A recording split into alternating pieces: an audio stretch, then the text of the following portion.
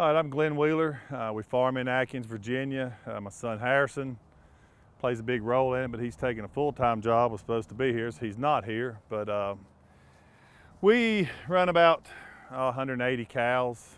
Most of them are spring cows. We have a herd of fall cows, about 25. We raise tobacco. We breed commercial replacements, sell those. We have a purebred herd. That'd be these. Run about 50 purebred Simmental, Sim-Angus crosses. Pretty much have farmed my whole life.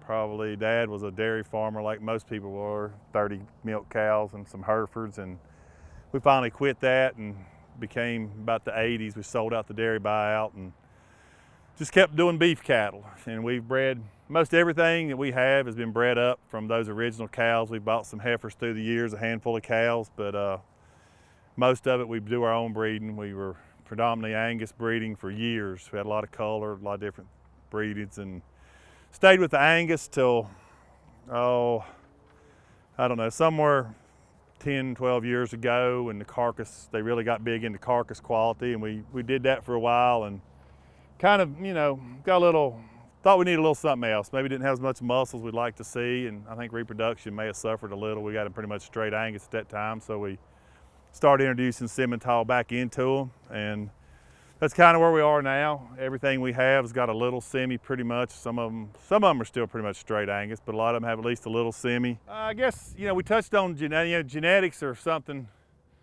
that are rather important to me. We like, I work for the state, and I really like to see cattle with some meat in them. So like I spoke earlier, that's one reason we went with the Simmental. And we want everything black. There's a lot of options out there, but we want everything black hided.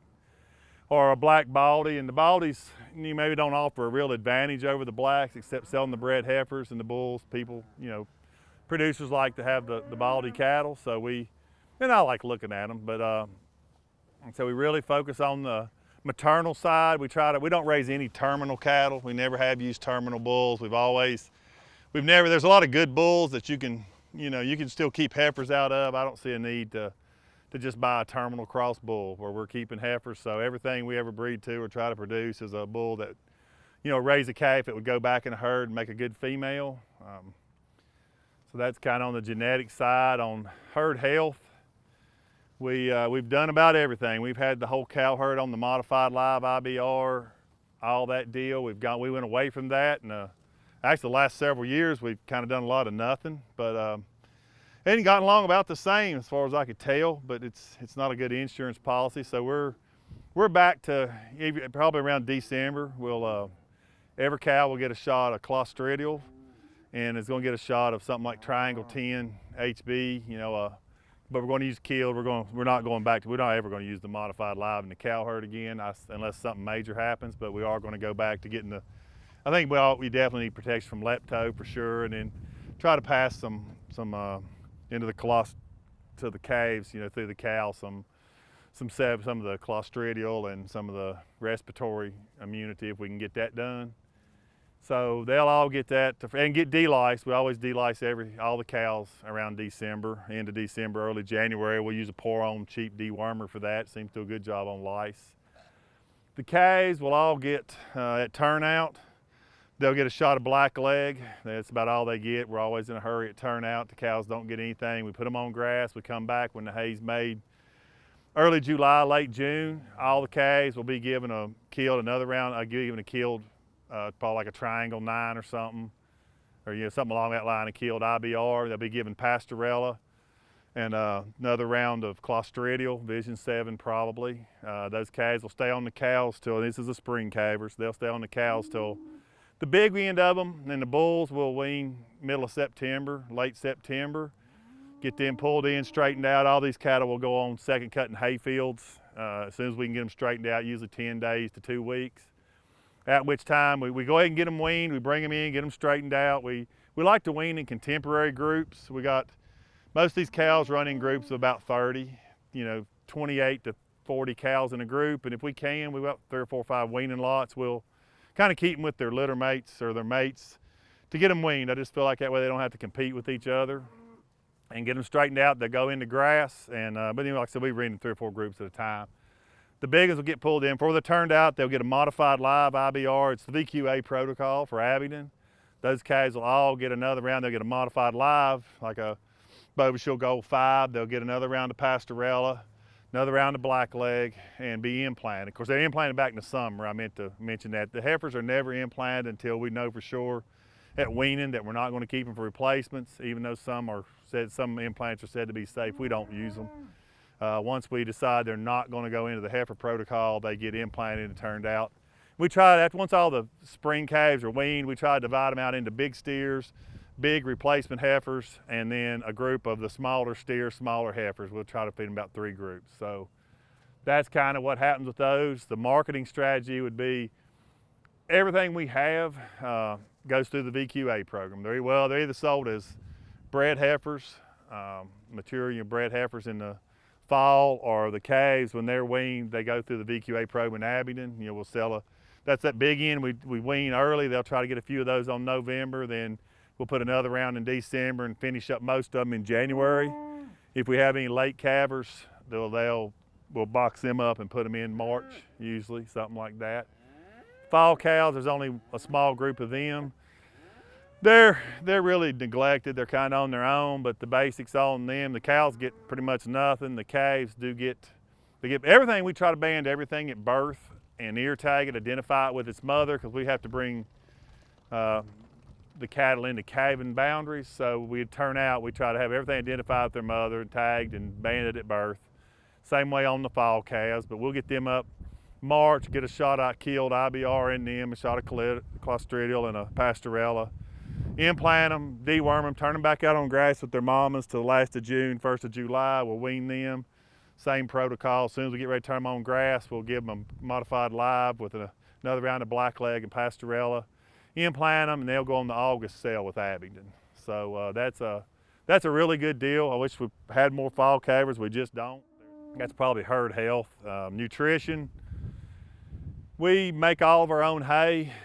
Probably takes us about 150 acres of hay, and we'll make about half of that will be made and come back for a second cutting to turn the calves on when they're weaned, or to maybe flush some cows across if we have excess grass early.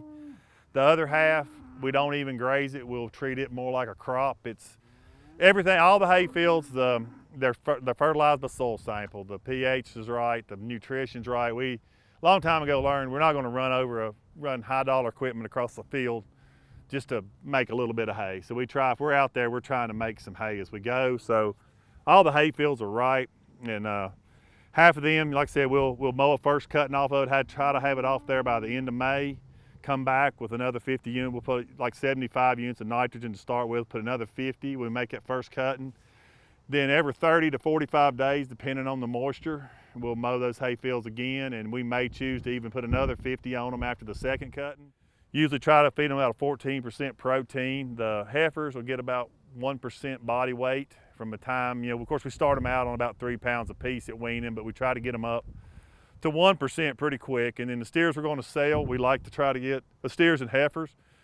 We, of course, a minimum 45 days wean. We would prefer probably to get 60 days. I feel like you get a little bit more of the gain that way. At 45, they're really just starting to roll, and we'd let's soon feed them 60 if we can, and that's at about 1.5% on them. A 6-weight calf will be getting 9 pounds. And they'll do pretty good on that. If you're gonna feed them much more than 90, we may not feed them quite that much, but that's kind of the deal on them. The cows, they just get straight hay. We shoot for 135 days on hay. I know that's a lot worse than some people, a lot better than others, but as an average, that's about what it runs, 125 days on hay. So, the 150 cows that need, that 150 acres will make it, and they'll make some for the fall, or 200 cows, what it'll take, it'll make that. And but we try to feed straight hay, and then once they calve, all the cows, once they calve, we feed them some gluten. Or that, we're hit and miss on that. We've gone back to doing it. A lot of people say it doesn't pay, but I don't know, it just makes me feel better, and I really believe the calves do a little better. Start them a week or two before they start calving, and feed them till about turnout time. Harrison, this is my son. He's shown up now. He's the working side of the operation. As I've gotten older, he has to do the heavy lifting, so it's kind of his. The purebreds we talked about, they're he and his sisters. They showed them. They're really their cattle. They have that, but what we're talking about now is a little bit of You can move over a little bit. The heifer development, these are all, of course we raised them. They were weaned, everything was hound the same as the calves, but as we take all the heifers, and the first time we work them in the chute, we select on disposition. Anybody that acts bad at all, which pretty much means after you vaccinate them, if they come out of the chute running, then they're gonna, next time around, they're gonna get a rail grow and they're gonna leave. You know, they have to be well behaved.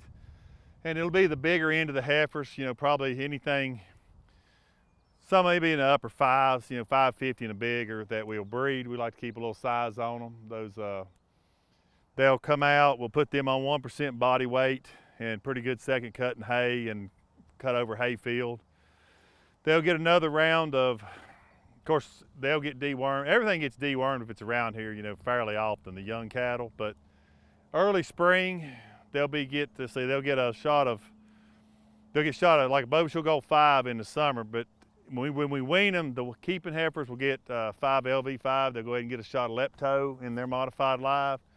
Then around the first year, they'll get another dose of 5 LV5, and they'll get another dose of blackleg. They won't get another round of pastorella. Of course, get dewormed, never get implanted. We'll, the purebreds and the heifers, we AI those cattle. We AI them to calve about February the 15th, I think is the date we set this year. The commercials will start 10 days later. And so the heifers, we do where you use the cedar, we get them up, cisterella, and put a cedar in them, go 7 days, pull it. Then we've done a lot of different things. Right now we're doing a little combination of time AI and standing heat. So like they were supposed to bred, say, Saturday morning, the cows or the heifers, we'll check them, and if somebody's standing to where we can breed them the night before, we go ahead and breed those cattle that are in standing heat. We kind of breed off it through the AI times, the set time AI, and then somewhere towards the end of that day, anything that hasn't responded, we'll go ahead and just breed them. But we do a decent job of heat checking and trying to do off standing heat and then finish up. And we'll almost always get a response. We usually we break it up. We've been anywhere from in the 80s to as low as in the 60s, upper 50s on set groups of cattle, but we'll average somewhere around 70% on the AI. And for us, we do our own breeding. I do the breeding and we do it all. So I'd say that's pretty good for us. The heifers we'll keep, there's 30, we do between 30 and 40. This year we have 30.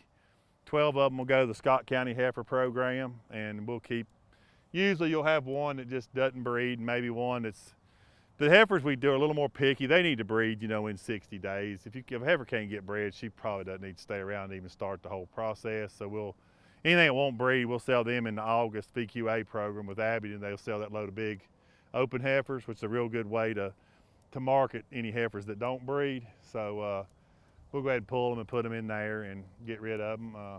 Something I didn't mention, we've gone through the whole rotational intensive grazing thing through the years. We have like, everything is watering troughs. We have something like 33 watering troughs and 40 paddocks. Now we don't use them like we used to. This boundary's into about 5. We're using about as many paddocks as we do anywhere. Some boundaries we just cut in half, maybe split them once, and some we cut 4 or 5, but we're not very intense on it. It's just too hard to get out with cows and calves, especially early on. The calves don't come when the cows move, and we've had some problems. So we really like the paddocks as you get deeper into summer, like this time of year, getting the cows off the grass to where it can kind of recover without them eating the good grass in the dirt, more so than, and we don't really try to manage the grass. We don't try to clean pasture with the paddock system. We do it more I really like to do it to keep the bull in a closer relationship with the cows, because we have bigger boundaries that we just run one bull. We run on all these cows, we'll run about 35 cows with one bull.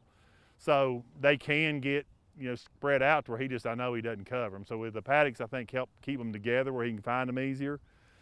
And then, as I say, we try to utilize it more from now on. It works really good. As they graze it down, we'll come in and clip behind it.